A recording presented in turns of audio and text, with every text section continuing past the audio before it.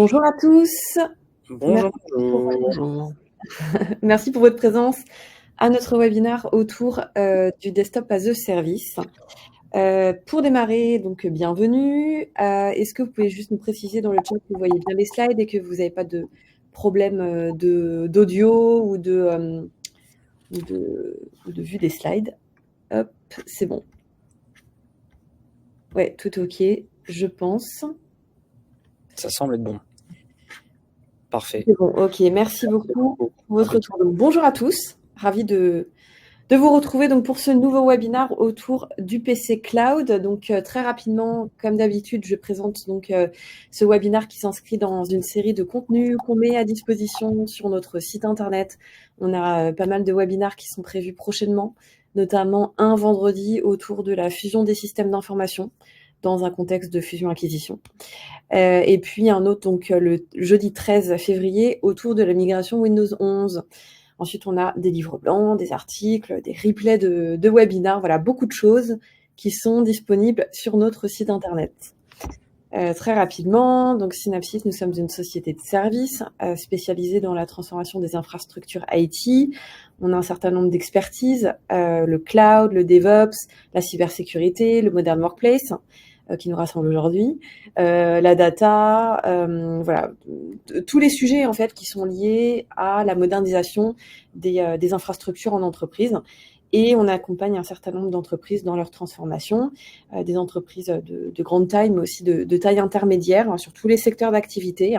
Et on est à peu près 180 consultants répartis à Paris, à Lille et à Lyon. Et nous avons également un bureau à Kuala Lumpur. Donc voilà rapidement pour la présentation de l'entreprise. N'hésitez pas si vous voulez aller plus loin justement pour découvrir nos activités et nos retours d'expérience. On vous contactera après le webinaire. Très rapidement, je voulais également vous parler du CRIP. Le CRIP, c'est une association qui réunit en fait des responsables infra et production en France. Donc c'est l'association numéro 1 en France. On est partenaire, hein, ça n'a pas de rapport avec notre entreprise entre guillemets, mais je trouve intéressant quand même de vous partager l'information.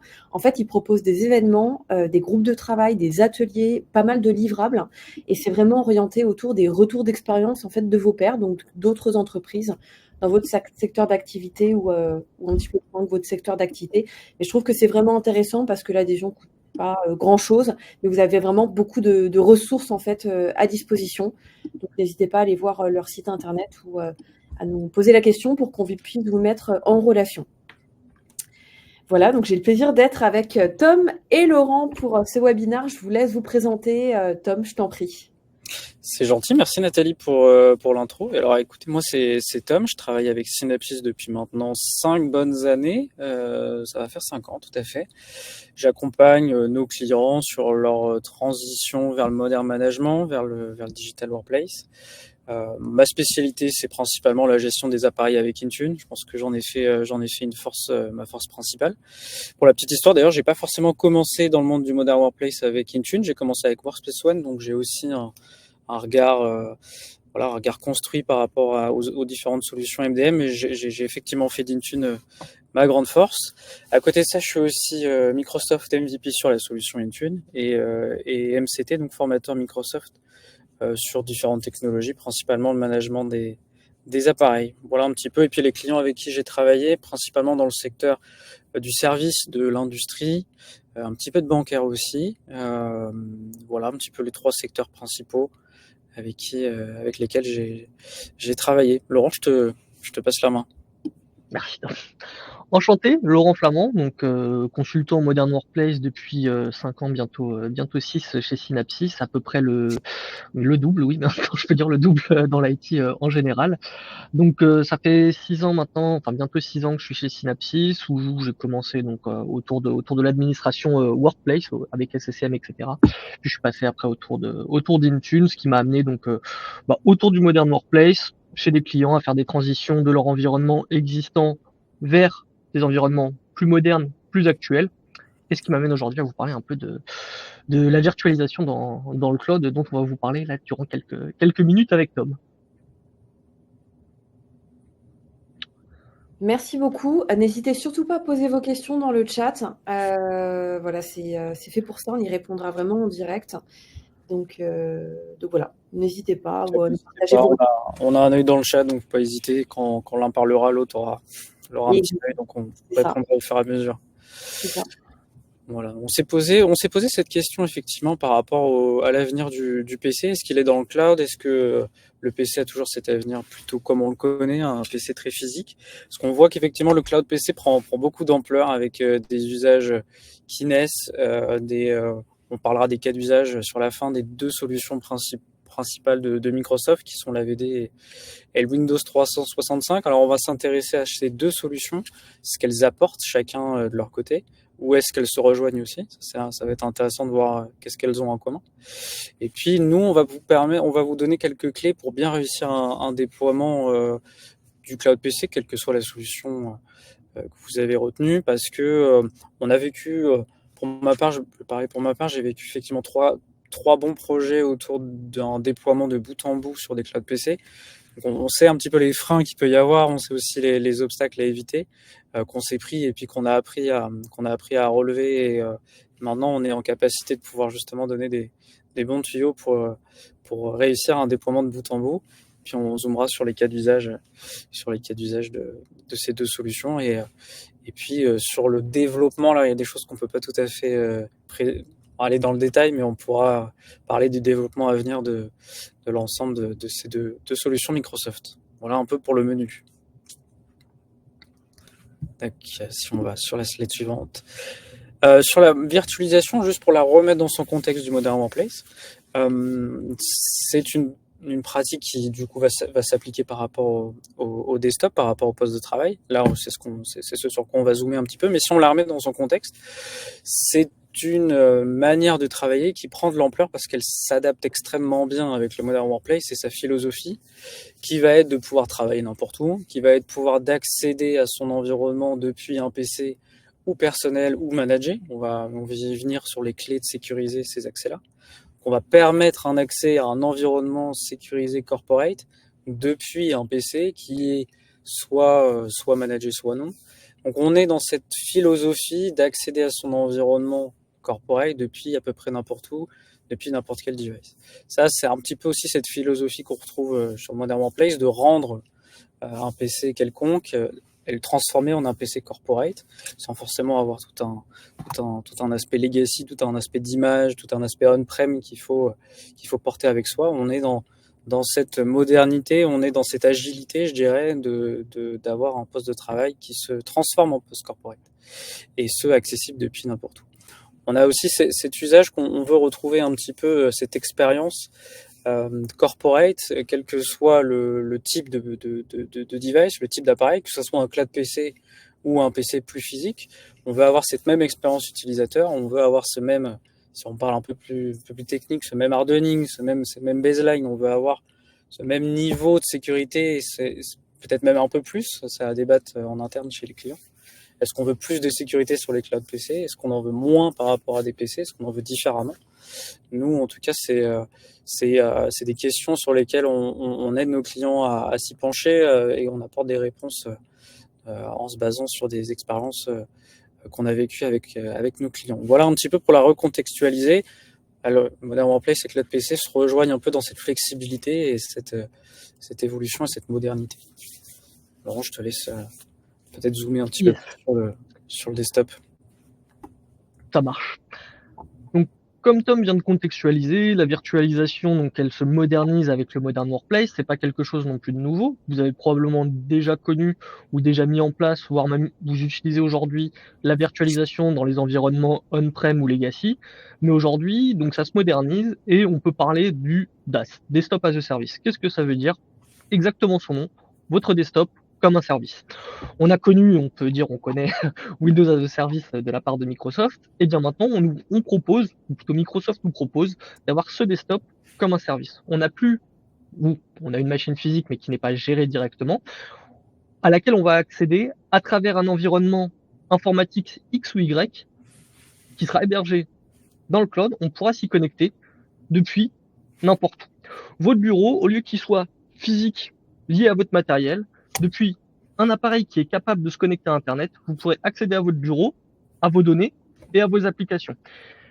Qu'est-ce que ça signifie? Ça signifie que pour vos utilisateurs et même pour l'IT, vous aurez une gestion qui va être un peu plus efficace, un peu plus simple, puisque vous n'allez pas avoir cette notion de matériel forcément à gérer. Vous aurez des accès à gérer, des licences, des images, mais parfois préconfigurées.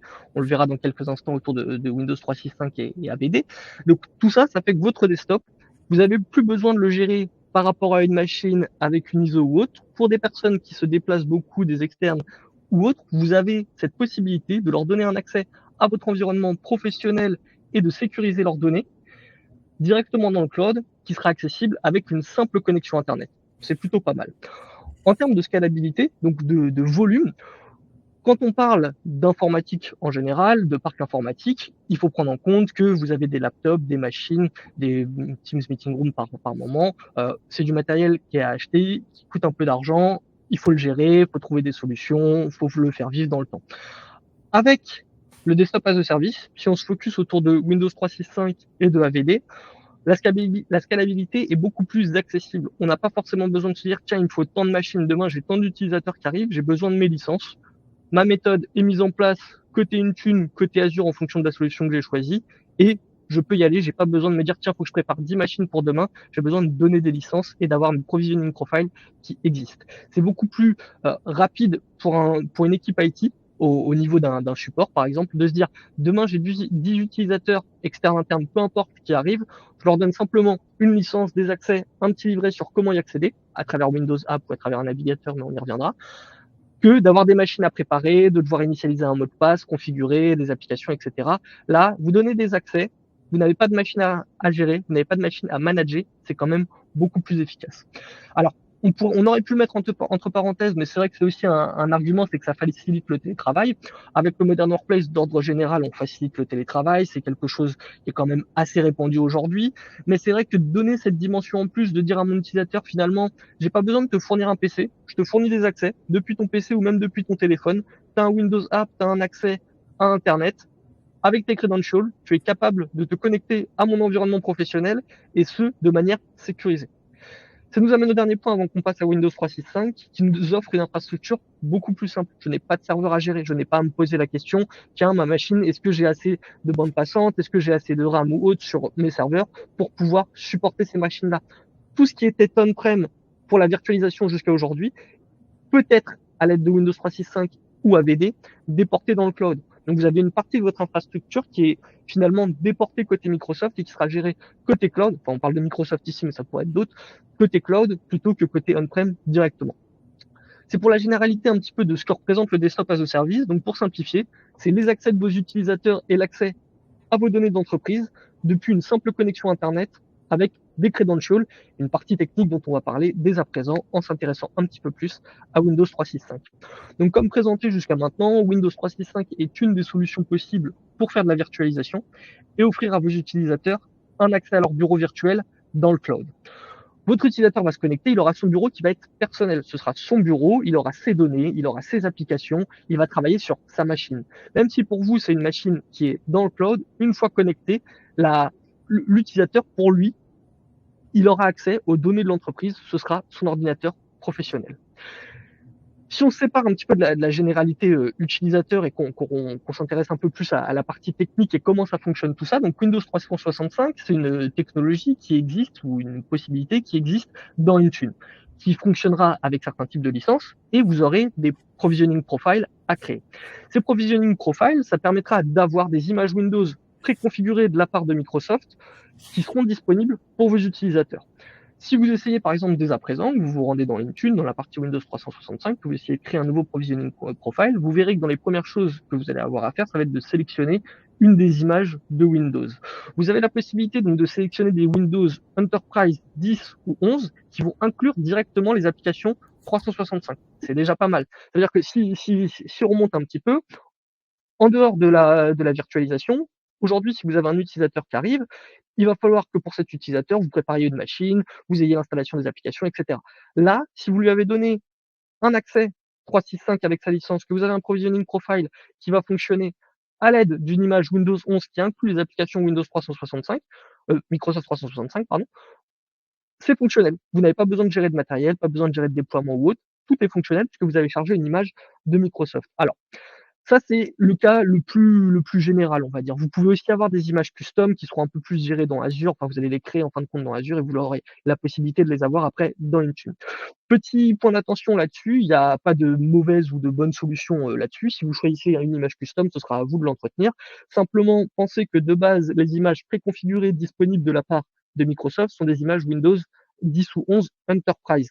Pour accéder à Windows 365, il vous faudra une licence Enterprise. Si vous créez une image custom dans AVD, que vous attribuez une licence Enterprise, au moment où l'utilisateur se connectera, Windows sera transmis en Enterprise et plus en Pro. C'est un petit point d'attention à garder en tête.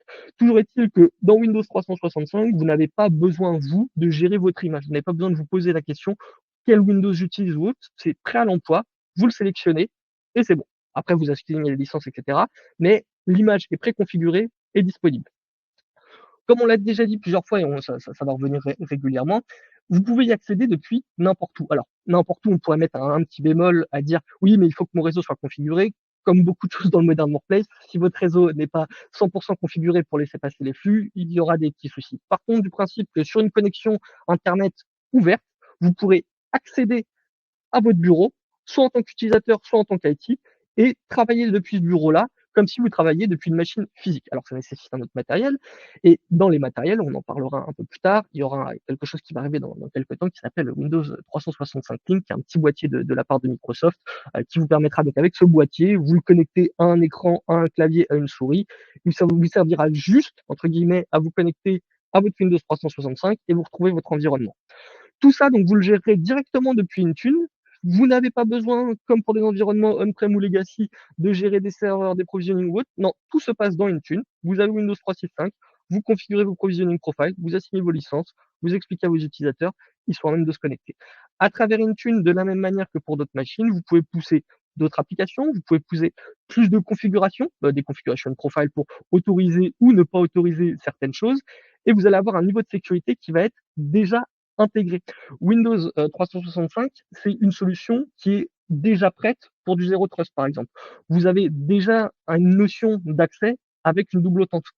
Derrière, vous allez pouvoir mettre en place du conditional access pour pouvoir encore restreindre l'accès depuis un appareil qui ne serait non géré ou qui ne répondrait pas aux règles de conditional access que vous avez mis en place. Donc, vous avez une sécurité qui est déjà prête à l'emploi. C'est encore des choses que vous n'avez plus besoin de gérer. C'est géré nativement et c'est beaucoup plus efficace que sur des environnements on-prem ou autres où vous pouvez vous dire ah tiens il faut que je mette ci, il faut que je mette ça, etc. Là vous l'avez prêt à l'emploi finalement. La scalabilité, on en a parlé avant, pareil c'est quelque chose qui reviendra. Vous n'avez pas besoin de trop vous poser la question de combien de machines vous avez besoin. Vous vous poserez la question de combien de licences j'ai besoin. C'est une solution qui s'adresse très bien aux populations non techniques. On verra après avec AVD, Tom vous en parlera dans quelques instants, mais c'est une solution qu'on peut donner à n'importe quel type d'utilisateur. Un utilisateur qui n'est pas technique, qui veut juste faire ses applications Office, aller sur son navigateur, peut-être une application métier, Windows 365 se prête très bien à ce type de cas d'utilisation. On va voir quelques cas d'utilisation dans quelques instants, mais généralement, on va dire que Windows 365, c'est pour monsieur tout le monde, entre autres, vos populations externes. Si vous avez des externes qui viennent, vous pouvez vous dire, bah tiens, plutôt que de fournir des machines, je vais simplement fournir un accès Windows 365. L'accès se fera avec l'ordinateur de la société de service, l'ordinateur personnel, le téléphone ou un éventuel Windows 365 Link. Tout ça, ça intègre directement votre écosystème Microsoft 365. Comme parlé sur la partie des images, vous avez des versions donc sélectionnables dans vos profils dans votre profil d'enrôlement, de provisioning, pardon. Vous avez des images Enterprise avec les applis 365. Tout ça, c'est déjà intégré. Vous n'avez pas de travail en plus à faire pour les images natives. Si vous partez sur des images custom, forcément, c'est des choses que vous pouvez avoir à gérer en plus. Mais de base, sur ce que propose Microsoft, c'est directement en place. Petit point qui vient un peu en contradiction avec un point qui est un petit peu au-dessus, le preview frontline share. J'ai dit il y a quelques instants que la machine était dédiée, que mon utilisateur allait se connecter à sa machine, il aurait ses données, son environnement. C'est vrai. Il y a aussi la possibilité de partager une licence avec 3 personnes qui s'appelle le Frontline Shared, qui est actuellement en preview, qui permettra donc avec une seule licence de laisser 3 personnes se connecter à la même «machine» entre guillemets. C'est pas réellement la même machine, ils ne verront pas les données de leurs collègues ou autres, ils se connecteront à leur propre session, mais la licence sera partagée entre 3 personnes. Ça peut être très utile pour des environnements où vous travaillez H24 sur des centres d'appel, sur des centres d'aide ou autres, ou des domaines un peu particuliers où vous avez besoin d'avoir des gens qui travaillent H24 mais pas sur les mêmes créneaux.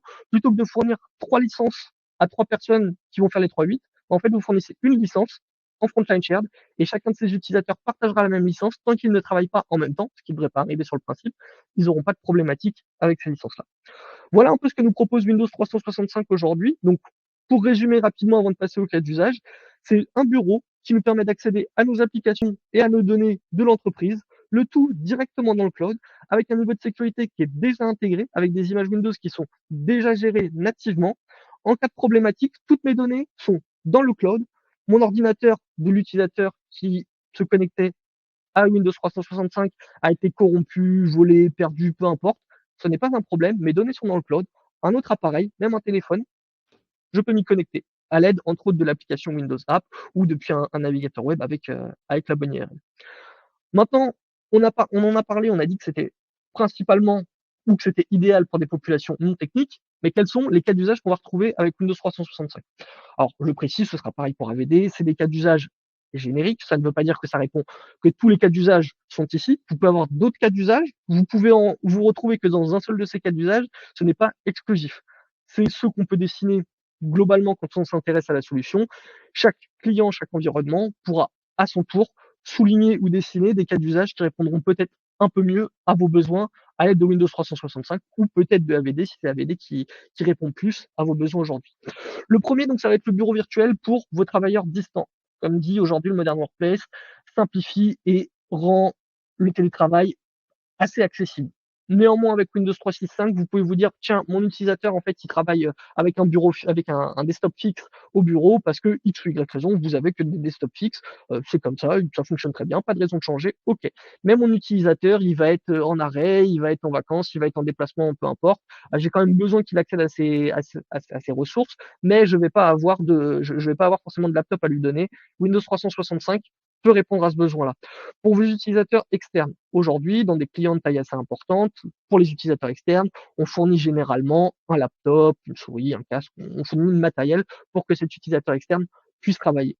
On peut se dire qu'avec Windows 365, on peut avoir une réduction de coût en fournissant du Windows 365, peut-être du Windows 365 Link à l'avenir, on pourra en reparler, pour que vos utilisateurs externes travaillent directement depuis un ordinateur personnel, un ordinateur de la société ou autre. Pour des nouvelles recrues, comme précisé sur la partie scalabilité, vous n'avez pas besoin de préparer 10, 20, 30 machines la veille parce que vous avez 30 arrivées demain, vous allez avoir 30 utilisateurs qui vont passer à votre support, ou ça va être un peu le rush pour eux, tiens, ta machine, connecte-toi, ok, montez l'application ou autre. Non. Vous donnez les credentials, vous donnez une méthode très simple.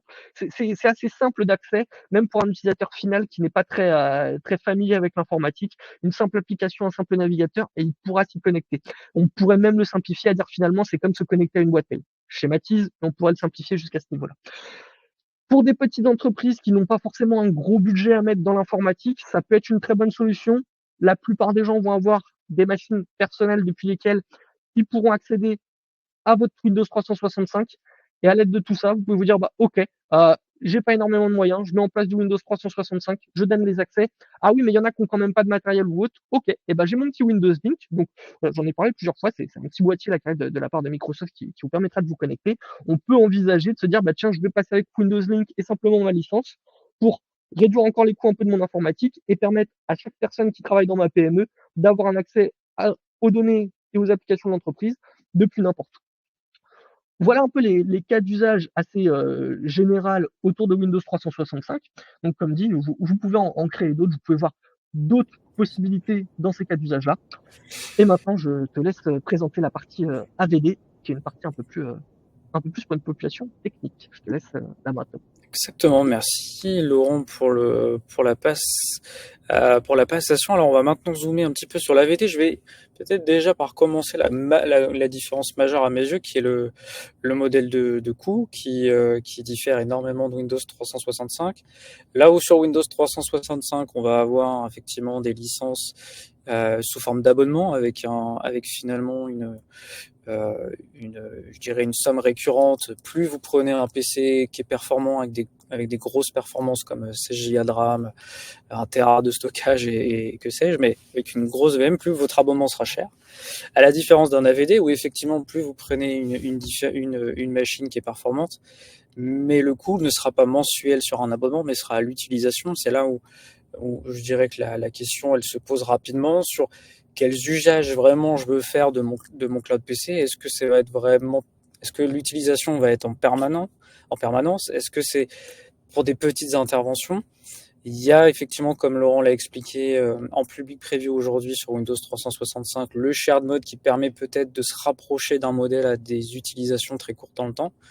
Donc, je vous invite à aller regarder un petit peu comment peut correspondre le share frontline côté Windows 365. Mais aujourd'hui, à l'instant T, si on prend vraiment les features telles qu'elles sont en prod 100% par les previews à venir, l'AVD correspond peut-être plus à des usages déjà dans un premier temps où on va avoir besoin de la machine et de la ressource de manière très ponctuelle sur un espace de temps très limité. J'ai envie de tester une application dans un environnement corporate, c'est pour moi. J'ai envie, je me retrouve dans une VM aujourd'hui qui est trop petite pour mes performances, mais j'ai envie du coup de la dimensionner autrement. C'est aussi pour moi. J'ai envie d'agrandir cette VM là, d'agrandir un petit peu ce cocon qui est le mien, en lui donnant plus de performance. C'est quelque chose qui est très facilement réalisable sur AVD, un petit peu plus délicat en tant que population d'utilisateurs sur Windows 365, puisqu'il faut passer sur une autre licence, un autre SKU, il faut reprovisionner la machine. Je sais qu'il y a une option de resize, mais qui vaut ce qu'elle vaut. Là où sur AVD, on a réellement une scalabilité qui est notable, qui est très appréciée de la population technique, notamment par des développeurs. C'est, je dirais, la population celle qui a le plus bénéficié, en tout cas de mes expériences passées, de l'AVD, parce qu'ils ont pu accroître leur spec de manière extrêmement rapide, et ils étaient très heureux de pouvoir avoir un environnement qui leur était dédié aussi rapidement. Alors, vous avez différents modèles sur le coup aussi au niveau de l'AVD. Vous pouvez avoir votre machine à vous, pouvez avoir une machine partagée, ce qui vous permet d'avoir, en tant que client de l'AVD, d'acheter un pool de ressources qui est alloué en fonction de l'utilisation. Mais vous pouvez aussi avoir de l'AVD par personne, une machine par personne. C'est évidemment plus cher, mais ça vous permet de mutualiser ou pas des ressources et donc de mutualiser les coûts qui vont avec. La gestion de l'AVD, elle est extrêmement différente de Windows 365 parce que donc déjà il y a ce modèle d'abonnement qui diffère par rapport à Windows 365 qui lui est sur un modèle d'abonnement AVD à la consommation, mais la gestion elle se fait dans le portail Azure, ce qui est une grande différence. Avec Windows 365, tout se passe peu ou près dans Intune puisqu'il y a quand même le système de licence qui lui est géré dans Entra, mais tout le cycle de vie de Windows 365 est géré dans Intune. Là où sur AVD, on va plutôt être sur une gestion autour d'Azure, autour du portail Entra, où on va avoir tout un monitoring sur le coût, on va pouvoir gérer l'extinction des machines peut-être de manière programmée, puisque comme on paye à la consommation, on a envie de monitorer ces coûts-là, on a envie d'optimiser ces coûts et de peut-être éteindre les machines quand elles ne sont pas utilisées. Sur Windows 365, on peut faire la même chose, mais ça demande du design, ça demande un petit peu de mettre les mains dans la technique.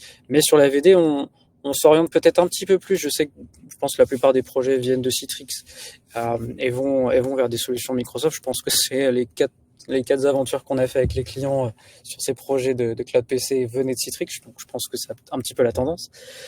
On est plutôt sur une solution qui se rapproche de Citrix dans cette scalabilité, dans cette customisation, dans cette gestion. On va pouvoir vraiment avoir quelque chose de très sur mesure par rapport aux performances, par rapport à la consommation, et puis par rapport au système de licence. Effectivement, le modèle d'abonnement étant ce qu'il est sur Windows 365, je sais que le modèle de coût peut correspondre à beaucoup d'usages chez bon nombre de clients sur la VD. Donc, on a aussi tout de même grâce grâce au FS Logic, la possibilité d'avoir des environnements utilisateurs qui sont quand même communs pour l'utilisateur. Il va retrouver son expérience lors de ses connexions, quelque chose qui est supporté. Faut quand même le noter, aujourd'hui les nouveautés elles sont plutôt côté Windows 365, ça ne veut pas dire que l'AVD va s'arrêter. Pour le moment, voilà, Microsoft croit en cette solution et continue d'avoir des chiffres convenables sur voilà, ils sont très heureux aujourd'hui des résultats par rapport à l'AVD, par rapport au cas d'usage qu'ils rencontrent. C'est vraiment deux solutions différentes parce qu'elles s'adressent à une population qui n'ont pas le même bagage technique. Windows 365, on est plutôt sur un PC comme on le retrouve un petit peu à la maison. Sur l'AVD, on est vraiment sur un environnement qui est sur mesure avec des images qui sont particulièrement choisies, avec des ressources et un monitoring de coûts qui est très sur mesure et qui va correspondre aux clients qui vont avoir le bagage technique aussi pour le maintenir. Sur Windows 365, la gestion elle est toute native dans Intune. On gère aussi l'AVD dans Intune, mais de manière un petit peu plus, avec un bagage technique un petit peu plus fort. Sur Windows 365, je dirais que c'est un petit peu plus intuitif, un petit peu plus natif, un petit peu plus moderne aussi, avec des provisioning profiles sur l'AVD. On a toute une gestion dans Azure. Et c'est aussi des équipes différentes qui vont devoir gérer ces ressources-là, parce que généralement, les équipes Endpoint n'ont pas nécessairement toujours les droits dans Azure et dans Entra pour faire ce qu'ils veulent. Donc il y a aussi ce partage de airbag à designer sur ok, bon, moi je fais partie d'Endpoint, mais j'ai besoin d'aller monitorer tout ça dans Entra, donc il va falloir que tu m'offres une porte ou que tu le fasses toi. Mais moi aujourd'hui, mon Entra n'étant pas mon scope, il y a aussi tout ce airbag dans les grandes organisations qui pose question. L'accès à l'AVD, alors aujourd'hui, l'accès au cloud PC de manière générale, on a une tendance d'aller vers une seule et même application qui est la Windows App. La Windows App qui maintenant, d'ailleurs vous le voyez sur la capture, vous propose, si vous avez un AVD qui vous est assigné et une Windows 365, vous allez avoir les deux cloud PC dans cette même application. Donc, finalement, vous avez ces deux points d'entrée dans le réseau d'entreprise.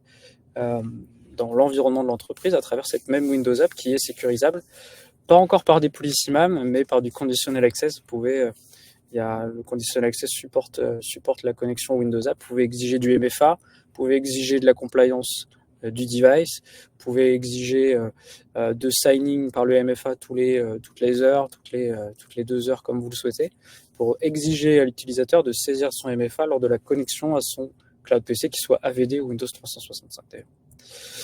Donc si on parle des cas d'usage purs de l'AVD, on s'oriente plutôt vers, de mon expérience, plutôt un travail de développeur avec des grosses ressources où on a besoin vraiment à l'instant T, été plus quelques heures d'un environnement de test et de revenir à un état fresh start très rapidement. On a besoin d'un environnement scalable. Ça c'est effectivement une tendance pour les développeurs d'avoir un environnement de travail flexible. Tout en ayant un laps de temps limité, sans forcément avoir une machine qui reste allumée pendant toute une journée. On a besoin d'1 heure. Bon, je prends mon environnement, je déploie mon AVD, j'ai mon AVD à disposition. Une fois que c'est terminé, la machine n'est plus utilisée, donc en tant que client, je ne paye plus cet environnement. Je vois qu'il y a quelques petites questions effectivement par rapport à la gestion de l'AVD et par rapport à ces workloads. Je pense aux applications, mais aussi aux configurations. Elle se fait à travers Intune, tout autant que les Windows 365, mais de manière peut-être un peu moins native, là où sur Windows 365, on a des provisioning profiles pour les enrôler. Sur l'AVD, ça va être un poil différent puisque c'est géré dans Entra directement. C'est au moment de la création de TVM où on va expliquer qu'elles sont gérées dans le MDM. Donc je dirais que c'est un petit peu moins natif, mais toute la gestion des applications et des configurations, elle se fait aussi à travers Intune. Un super MDM. Pour ce qui est des autres cas d'usage, on a les centres d'appel, toujours dans cette optique de voilà, j'ai une machine que je partage à plusieurs utilisateurs, on rentre dans ce cas-là. Jusqu'alors, Windows 365 le permettait pas vraiment, puisqu'on était sur un modèle de frontline avec une licence pour 3 utilisateurs. C'est le modèle de frontline.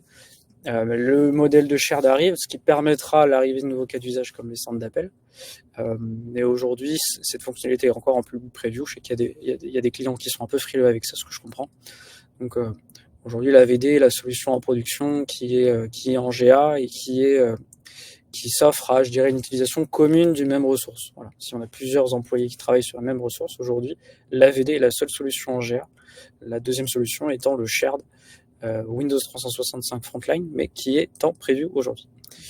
Les entreprises hybrides, effectivement, c'est aussi vrai, cela dit aussi sur Windows 365 parce qu'on a cette possibilité d'avoir les deux cloud PC dans un environnement hybride. On peut les mettre à la fois dans le cloud, mais aussi qu'ils soient reliés au réseau corporate, au réseau et l'écosystème corporate, ce qui permet de bénéficier de tout ce qu'il y a de corporate. Je pense à toutes les authentifications Kerberos, je pense aux applications qui ne sont pas compatibles avec le cloud et où finalement un environnement hybride est préférable pour toutes les raisons qu'on a évoquées.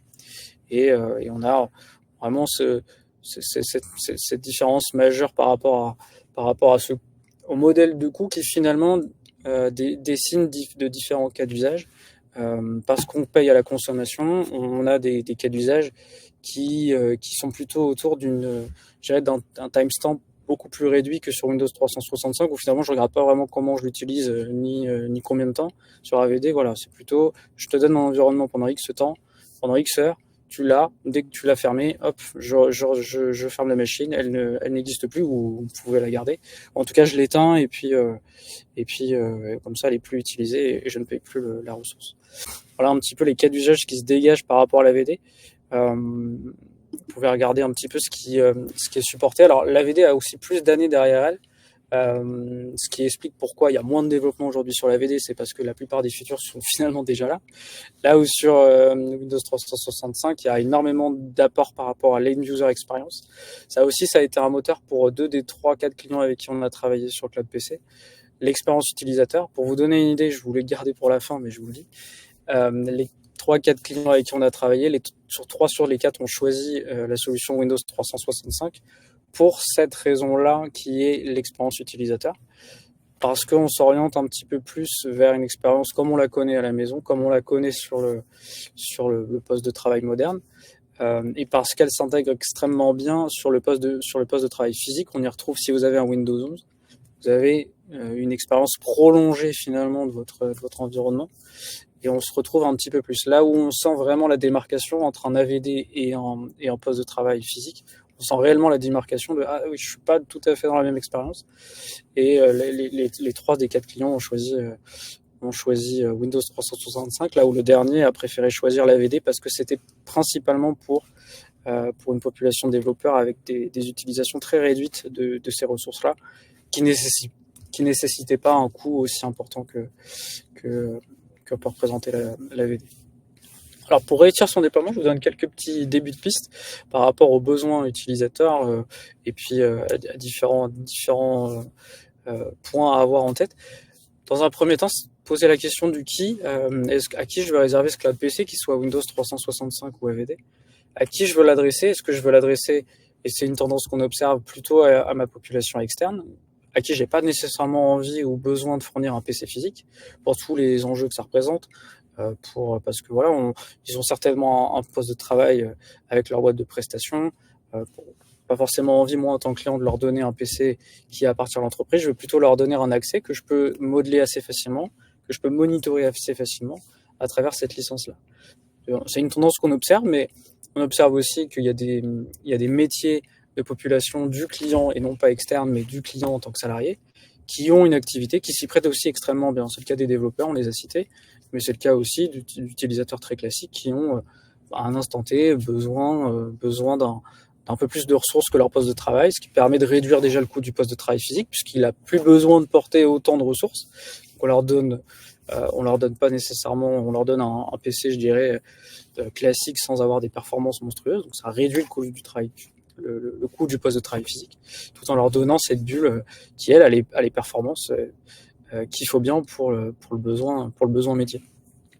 Et puis vous avez, je dirais, une autre chose à garder en tête, c'est tout dépend de comment vous designez votre AVD et votre Windows 365.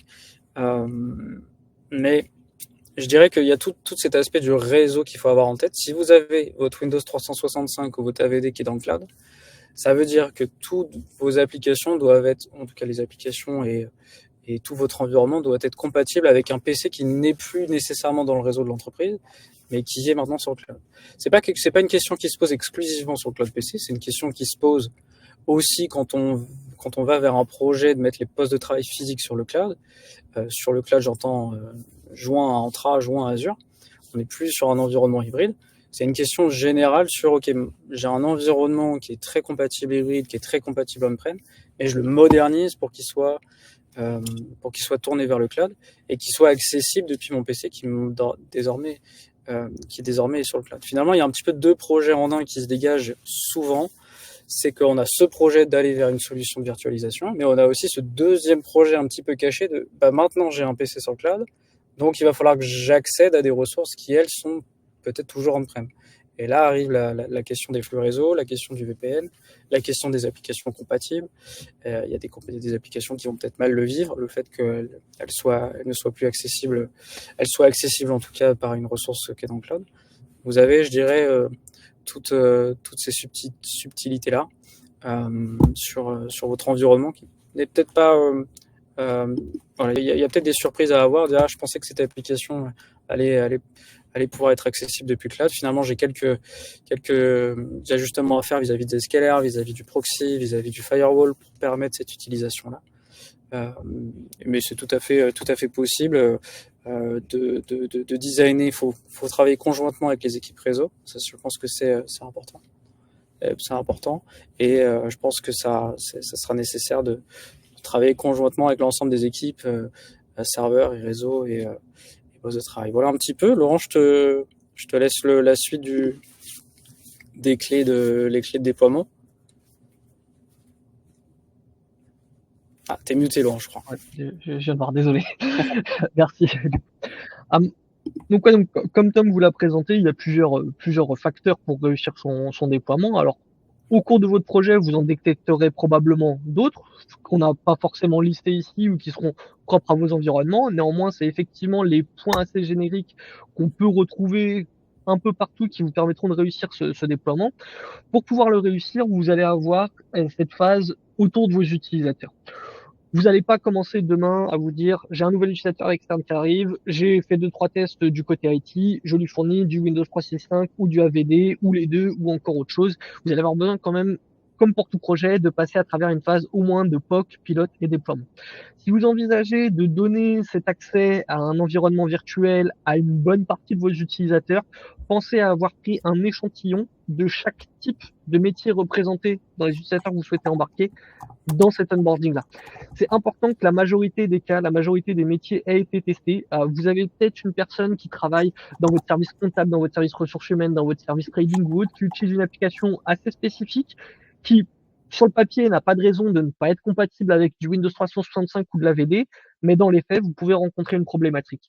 Pour éviter tout ça, il vous suffit d'être sûr d'onboarder une bonne partie de vos utilisateurs dans la phase de pilote, de tester avec eux, de leur demander un retour. Il faut qu'ils soient un peu actifs. S'ils le lancent juste et qu'ils vous disent OK, tout fonctionne, comme tout projet, ça posera quelques soucis.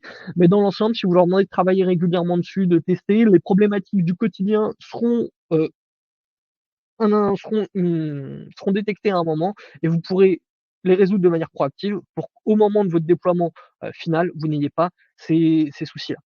Ça implique aussi de former vos utilisateurs. J'en ai parlé un peu dans la partie 365, mais c'est aussi valable pour AVD. La connexion à une machine virtuelle est bien moins compliquée que ce que ça peut sonner. Quand on le dit, pour un utilisateur final qui ne connaît pas la virtualisation et qui n'est pas forcément et qui n'a pas vocation à être très, très technique ou à s'intéresser plus que ça à l'IT, qui veut juste lancer son ordinateur, utiliser ses applis, faire ses tâches, mais voilà, le PC il fonctionne pas, c'est pas son problème. Dans ce cas-là, il faut se dire que lui proposer de la virtualisation, ce n'est pas complexe.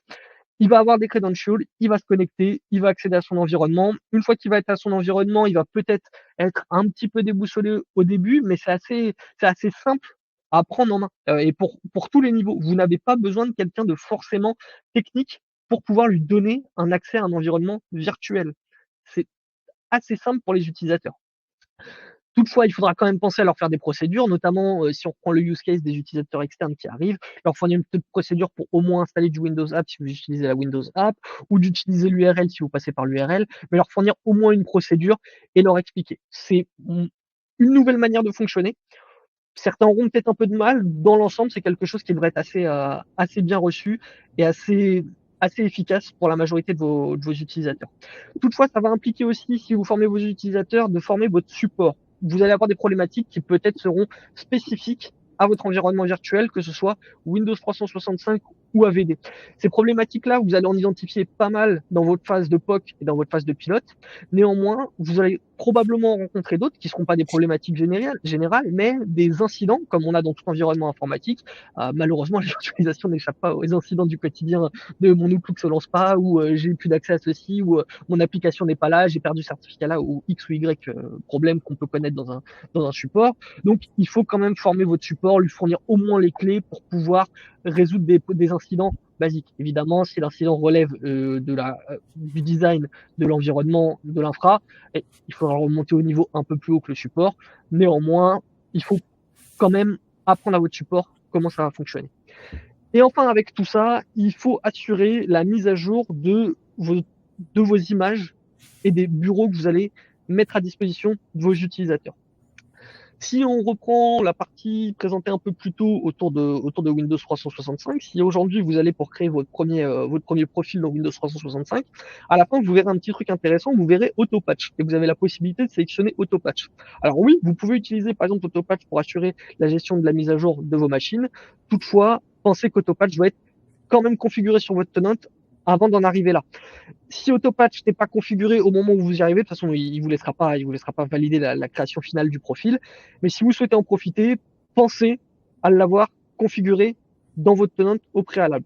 Toutefois, il n'y a pas que Autopatch, je vous rassure, parce que beaucoup ne sont pas passés à Autopatch et vous n'avez peut-être pas envie de faire les deux d'un coup. Ça peut être deux et il vaut mieux peut-être que ce soit deux actions différentes. Dans ce cas-là, vous pouvez utiliser les méthodes de release management que vous avez aujourd'hui pour le maintien à jour de vos applications.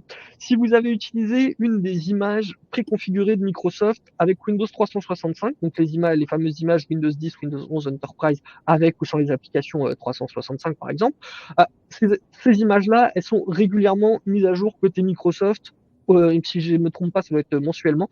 Donc, vous n'avez pas forcément besoin de les maintenir à jour quotidiennement non plus. Il vous faut quand même une méthode de release management pour assurer que tout ça soit à jour. Mais sachez que ces images-là sont quand même mises à jour régulièrement de la part de Microsoft. Microsoft ne les laisse pas dormir dans un coin.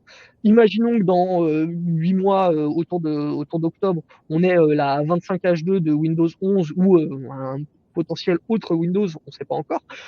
Ces images-là pourront être disponibles dans Windows 365 et prêtes à l'emploi. Vous n'aurez pas forcément besoin de vous dire tiens, j'ai besoin de passer un feature upgrade sur mes Windows 365. Vous pourrez passer avec la nouvelle image et utiliser directement cette image-là dans l'hypothèse où cette image-là arrive vers octobre.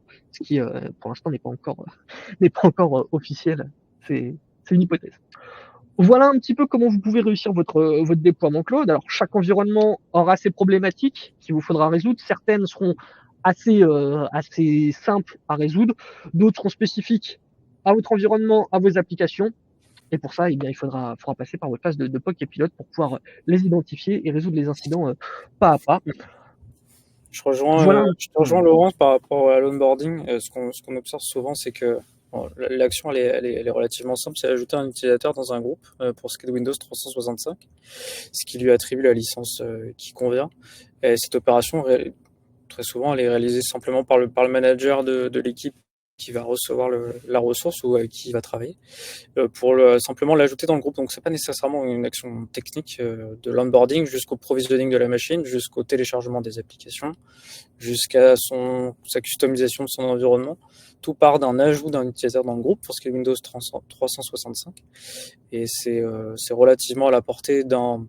Alors, c'est fait à travers des outils souvent de request, avec une sorte de service request qui part et qui ensuite ajoute l'utilisateur dans un groupe.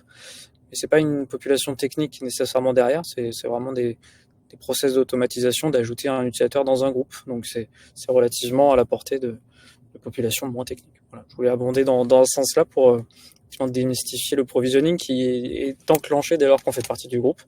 Et ensuite, en fonction de quel groupe, on a telle machine, mais...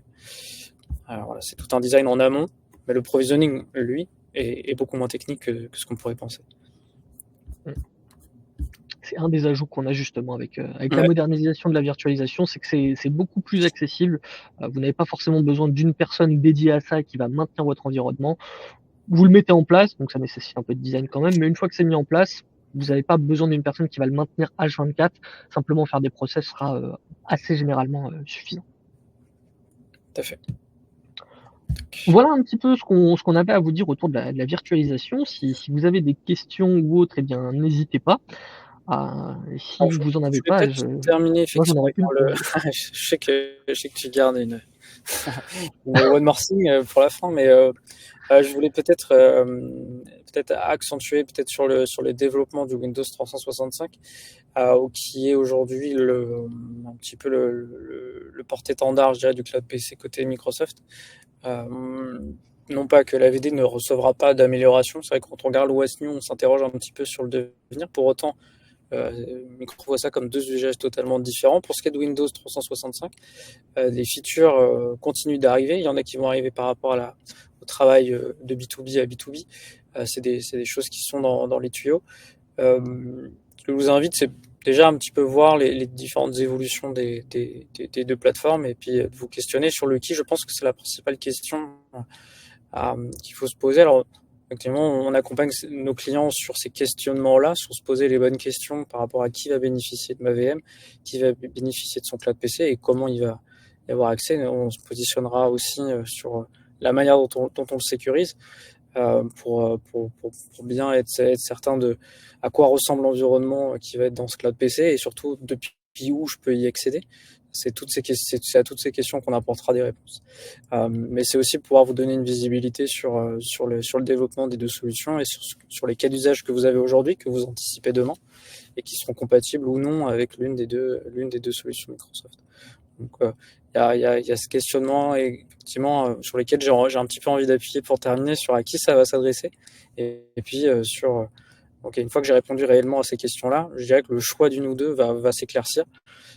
Effectivement, j'ai besoin d'une ressource, mais d'un instant très très faible. Bon, je vais peut-être m'orienter vers de la VD, mais finalement, si c'est un environnement qui est totalement cloudé et totalement virtualisé, qui va durer dans le temps, peut-être que le Windows 365 va peut-être mieux convenir, surtout avec du frontline. Qui plus est, avec du frontline cher, on a encore possibilité de mutualiser les coûts. Donc, le qui va soulever pas mal de questionnements et la solution apparaîtra avec cette question-là. Voilà, Laurent, je te laisse terminer.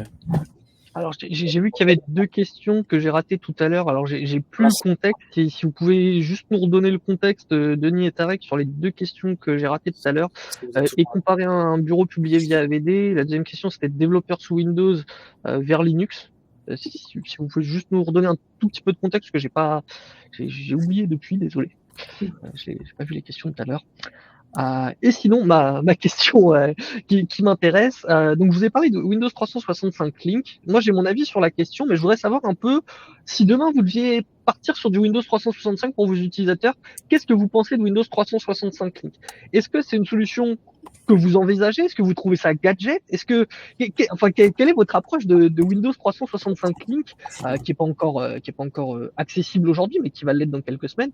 Je serais très curieux de savoir comment ça approché un peu par vous qui allez peut-être utiliser Windows 365 demain. Qu'est-ce que vous en pensez? Je me suis permis de mettre le lien, effectivement. Donc, c'est un nouvel hardware, comme l'a expliqué Laurent, qui va vous permettre un pont finalement tout tracé avec votre cloud PC, voilà, un hardware qui va durer dans le temps, sans nécessairement de grandes ressources. Juste qui va vous permettre de vous mettre en lien avec votre PC, avec votre cloud PC. Voilà, ça a été l'annonce de Microsoft sur ce hardware-là, qui a été recueilli de manière différente, avec plus ou moins je dirais d'entrain. Et voilà, c'était un petit peu pour la température, si effectivement ça serait peut-être voilà, est-ce que ce type d'hardware pourrait on se pose la question nous-mêmes entre nous consultants, est-ce que ça peut convenir à une population très précise, peut-être à des clients qui n'ont pas encore déployé leur parc ou qui sont sur le point de le renouveler, et du coup peut-être avec ce hardware ne pas renouveler des PC physiques, mais plutôt ce genre de PC. Même si ça reste un PC physique, mais ça reste une boîte assez vide finalement, qui vous permet de vous relier avec votre PC cloudé, qui est compatible que Windows 365, pas AVD. Justement, on parlait tout à l'heure de features qui sont développées. Une de plus dans le panier de Windows 365. Voilà. Bon, si vous avez des retours par rapport à cet hardware, on sera vraiment curieux de connaître votre avis par rapport à ce PC-là. Et puis, nous, ça nous permet aussi de construire, voilà, de prendre la température sur le terrain de clients concrets tels que vous tous. Et puis de permettre aussi de faire un retour à Microsoft sur peut-être que des améliorations à faire sur ce pendant-là. Et en tout cas, ou peut-être qu'il y a un grand succès, un grand public là-dessus. C'était le questionnement qu'on se posait. Puis si vous avez d'autres questions qui sont liées au... Je vais répondre à la question de Denis, du coup, qui a apporté un peu plus qui a remis en contexte sur le bureau AVD, car Windows 365 ne couvre pas l'install de toutes les applications nécessaires. C'est pas vraiment qu'il va pas couvrir l'install de toutes les applications nécessaires, c'est que pour des applications qui peuvent être assez gourmandes, qui vont nécessiter pas mal de ressources, c'est vrai qu'on va plus avoir tendance à se dire je vais utiliser du AVD que du Windows 365. Ça veut pas dire que les applications vont être non compatibles Windows 365. Je sais pas, prenons un exemple concret. Du Autodesk ou AutoCAD, qui sont des applications qui peuvent être assez volumineuses et assez gourmandes. C'est vrai qu'on va plus avoir tendance à se dire tiens, je vais regarder côté AVD que du côté Windows 365. Ça ne veut pas dire que vous ne pouvez pas installer du AutoCAD ou du Autodesk sur une machine Windows 365, par exemple. Il faut essayer, voir comment ça se comporte et quel est le résultat pour vos utilisateurs. Est-ce que ça répond à son besoin? Est-ce qu'il y a trop de lenteur? Est-ce qu'il y a trop de problématiques au niveau des performances? Ou est-ce que finalement c'est OK, vous pouvez l'utiliser sur 365? Donc, en fonction de l'application et des ressources qu'elle va demander, on va peut-être se tourner plus vers AVD, mais le test n'est pas si long que ça finalement une fois que vous avez mis en place les profils Windows 365. Donc ça peut valoir le coup quand même de faire un test comparatif sur une application bien précise pour se dire OK, quelle est la solution que je choisis, parce que les deux s'offrent à moi et finalement les deux peuvent y répondre. Mais peut-être qu'avec Windows 365 vous allez avoir des lenteurs, ou peut-être avec AVD vous allez avoir des lenteurs. Je ne sais pas, ça dépendra un peu de l'application. Mais voilà. Donc, en fonction des performances, peut-être qu'on peut être plus amené côté AVD que Windows 365. Il y a une question effectivement d'Héloïse par rapport à la licence. Le link ne contient pas de licence, il faut aussi acheter la licence en parallèle. Donc il y a le hardware à aller acheter, effectivement la licence. D'ailleurs, on pose souvent cette question de la licence, de quelle licence j'ai besoin. Il y a besoin d'une licence Windows 365 dédiée, donc avec je dirais, plus votre machine est performante, plus vous payez cher cette licence. Mais il y a aussi besoin de la licence ou F3 ou E3 pour pouvoir être géré dans Intune et avoir une licence Intra. Donc je dirais que dans l'utilisation d'un Windows 365, il y a besoin de 2 licences. La licence Windows 365 et une licence E3 ou une licence F3. La différence va être, est-ce que j'ai besoin des applications Office de manière physique, les clients lourds, ou est-ce que j'ai besoin juste de la version web si mon utilisateur à venir n'a pas besoin de la licence d'application Microsoft Office. J'ai pas forcément besoin de lui mettre une E3, donc je vais lui mettre une F3. On est quand même beaucoup moins cher. Et c'est totalement supporté par rapport au Windows 365. Et dans le cadre du link, il faut acheter effectivement le link supplémentaire. Voilà, pour répondre à la question sur les licences. Et petit ajout autour de Link. Une fois que vous l'avez acheté, il est valable dans le temps. C'est-à-dire que c'est pas vous l'achetez, vous l'attribuez à un utilisateur et que cet utilisateur peut se connecter à son Windows 365 avec. Imaginons, moi je l'ai aujourd'hui, demain je le passe à Tom il peut se connecter, après-demain il le passe à Nathalie elle peut se connecter, et c'est aujourd'hui, en tout cas, ce qui nous est présenté, c'est valable dans le temps. Donc que ce soit aujourd'hui ou dans un an, mon même Windows 360 Link sera valable. Donc il y a la notion d'acheter le matériel et de payer la licence Windows 365 après mensuellement ou annuellement en fonction des négociations que vous avez pu obtenir. Toutefois, si on le compare après au coût d'un laptop, ça dépend de chaque client et du financement qu'il souhaite mettre dans l'IT, mais il y a un coût quand même. C'est pas gratuit, comme beaucoup de choses, c'est pas gratuit malheureusement. Mais peut-être que ça peut réduire une partie des coûts pour des utilisateurs externes où vous fournissez du matériel très très poussé ou très récent. À voir. Mais je suis très curieux d'avoir vos retours à chacun là-dessus, autour de ce que vous pensez de ce Windows 365 Link. Parce que c'est vrai qu'on n'a pas tous le même avis.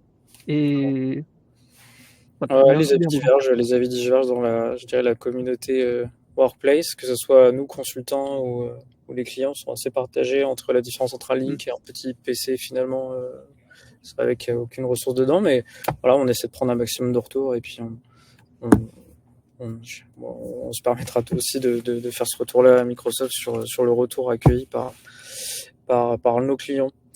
On arrive peut-être à la fin de la table ronde. Moi, je voulais en tout cas vous remercier chacun d'avoir pris le temps ce midi de se connecter à cette table ronde. J'espère qu'on a répondu à plein de questions, à toutes vos questions. Ouais. Je vous laisse la main, messieurs, dames, pour le dernier mot. Mais voilà, en tout cas, je voulais vraiment vous remercier pour le temps pris et pour toutes vos questions. Si vraiment il y a besoin de creuser davantage, on est bien sûr à disposition. Vous savez où nous trouver. Bien sûr. Juste, je rajoute que effectivement, merci à tous d'être présents et je vous appellerai, je pense, dans l'après-midi, dans la foulée, dans les jours à venir, effectivement, pour avoir un petit peu vos feedbacks et voir si vous souhaitez prolonger l'échange à l'occasion d'un rendez-vous dédié. Donc voilà, je voulais juste le mentionner avant que les personnes quittent. Merci Tom, merci Laurent. Je ne sais pas si vous voulez dire un mot de la fin. Merci tout le monde, c'était cool. Merci à tous et puis bon déploiement. On sera ravis de faire cette transition vers le Modern Workplace ensemble. Et puis, il ne faut pas hésiter, surtout s'il y a besoin d'éclaircir des points qui ont été dits, si vous voulez creuser davantage, plus particulièrement sur votre contexte, sur une solution qui peut-être est préférable dans votre contexte à vous, bien personnalisé. On sait qu'on est dans un chat un peu ouvert, donc si vous voulez vraiment aller dans votre contexte, c'est des échanges qui se font et qui s'organisent à travers Nathalie. Donc, ça se fera avec grand plaisir. Très bonne journée et puis merci beaucoup à chacun. Bonne journée, au revoir. Merci tout le monde. Au revoir.